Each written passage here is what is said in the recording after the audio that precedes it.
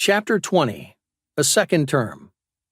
Success on the battlefield sealed Lincoln's re-election and gave him the mandate to press the fight and abolish slavery forever with the 13th Amendment.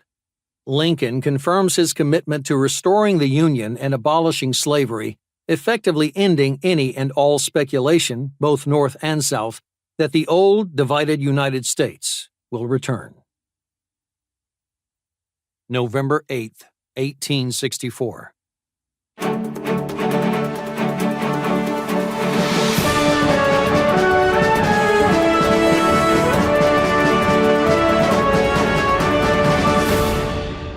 This is Carter Anderson with the American News Network Election Night Coverage 1864. When Union battlefield losses and casualties escalated during the summer months, it then seemed impossible that Abraham Lincoln would be reelected. However, the capture of Atlanta and success in the Shenandoah Valley propelled the president to victory. While the popular vote margin was only 400,000, the president's electoral college tally represents a landslide, 212 to 21. Carter, the president's secretary, said that Mr. Lincoln's pleasure from the election consists in the belief that the policy he has pursued is the best and only one that can save the country. The president then reminded his cabinet members of August 23rd, when he said it was exceeding probable that he would not be reelected, and gave each of them a sealed envelope to sign. Tonight, he unsealed those envelopes for them and read the memo inside. This morning, as for some days past, it seems exceedingly probable that this administration will not be re-elected. That it will be my duty to so cooperate with the President-elect as to save the Union between the election and the inauguration, as he will have secured his election on such ground that he cannot possibly save it afterwards. At that time, the president was under heavy pressure from all sides, particularly his own allies, to abandon emancipation in favor of peace, to end the war and restore the Union.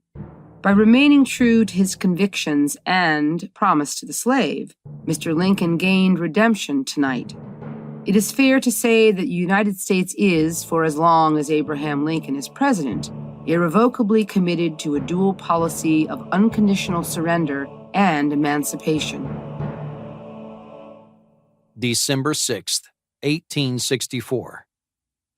Since the last annual message, all the important lines and positions then occupied by our forces have been maintained, and our arms have steadily advanced.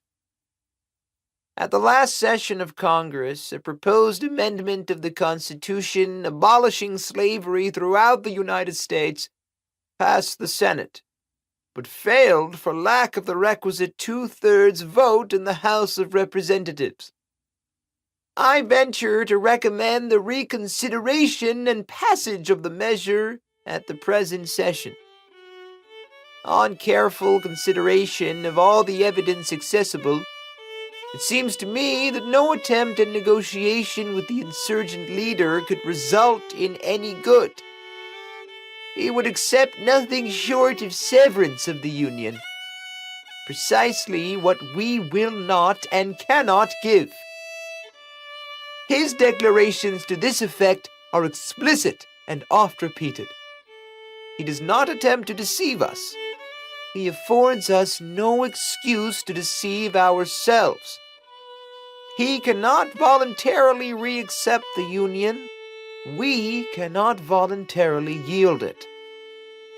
Between him and us, the issue is distinct, simple, and inflexible. It is an issue which can only be tried by war and decided by victory. If we yield, we are beaten. If the Southern people fail him, he is beaten. Either way, it would be the victory and defeat following war.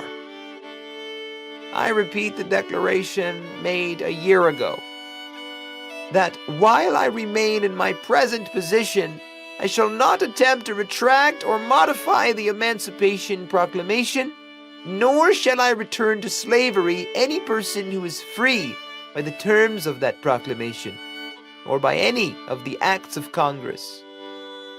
If the people should, by whatever mode or means, make it an executive duty to re-enslave such persons, another, and not I, must be their instrument to perform it.